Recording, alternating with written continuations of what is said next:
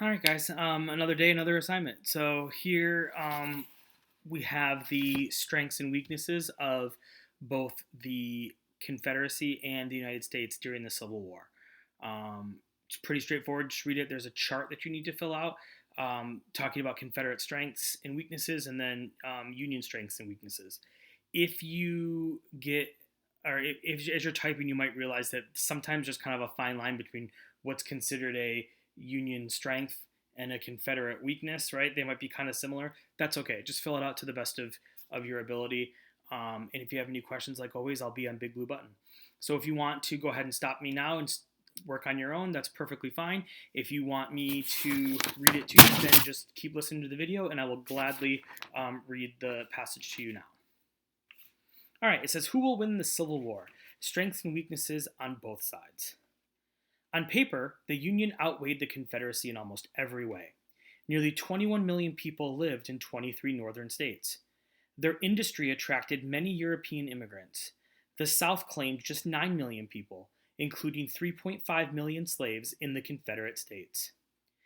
Despite the North's greater population, however, the South had an army almost equal in size during the first year of the war. That changed when the North instituted a draft and required all male citizens of age to participate. This led to protests in the North where the war wasn't quite as popular. The South had a population more enthusiastic about the war.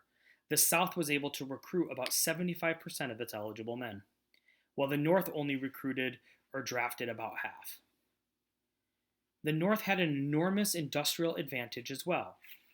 At the beginning of the war, the Confederacy had only 1/9 of the industrial capacity of the Union. But that statistic was misleading. It seems that it could be even higher. In 1860, the North manufactured 97% of the country's firearms, 96% of its railroad locomotives, 94% of its cloth, 93% of its pig iron, and over 90% of its boots and shoes. The North had twice the density of railroads per square mile. There was not even one rifle works in the entire South. All of the principal ingredients of gunpowder were imported.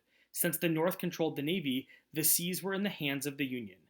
A blockade would suffocate the South. Still, the Confederacy was not without its resources and willpower. The South would produce all the food it needed, although transporting it to the soldiers and civilians was a major problem. The North had thousands of more miles of railroad tracks than the South. The South produced 2/3 of the entire world's cotton supply, but the North produced essential staple goods, including half of the nation's corn, 4/5 of wheat, and 7/8 of the nation's oats. For the South, cotton provided income, while for the North, staple goods provided essential foods. What that's essentially saying, guys, is that you can't eat cotton, right? The North produced a lot of the corn and things that you could eat, but all farms had switched to cotton in the South, and you can't eat that. The South also had a great corps of trained officers. Most of the best and brightest to graduate from America's military academies came from the South. One cannot underestimate the superior talents of Robert E. Lee, Stonewall Jackson, and James Longstreet. The South also proved to be very resourceful. By the end of the war, it had established armories and foundries in several states. They built huge gunpowder mills and melted down thousands of church and plantation bells for bronze to build cannons. The South's greatest strength lay in the fact that it was fighting on the defensive in its own territory. Familiar with the landscape, Southerners could harass Northern invaders. The military and political objectives of the Union were much more difficult to accomplish. The Union had to invade, conquer, and occupy the South. It had to destroy the South's capacity and will to resist, a formidable challenge in any war. Southerners enjoyed the initial advantage of morale. The South was fighting to maintain its way of life, whereas the North was fighting to maintain a Union. Slavery did not become a mainstream moral cause of the Union effort until Lincoln announced the Emancipation Proclamation in 1863.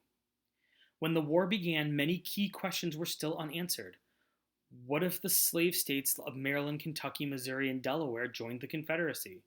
What if Britain and France came to the aid of the South? What if a few decisive early Confederate victories had turned Northern public opinion against the war? Indeed, the North looked much better on paper, but many factors undetermined at the time of the outbreak of the war could have tilted the balance sheet towards a different outcome. In short, nobody knew who would win in the end. Guys, there's also a little graph at the bottom of that reading, right? Kind of just interesting to look at, right? It's to see how kind of well stocked the North was compared to the South in this war, right? So on paper, it may look like this should have been an easy win, but there's lots of circumstances that happen that really make it much more of a stalemate, much more of a drawn out war, which is why it is the bloodiest war in American history. Okay, go ahead and get started. Any questions, you can find me on Big Blue Button. Have a good day, guys.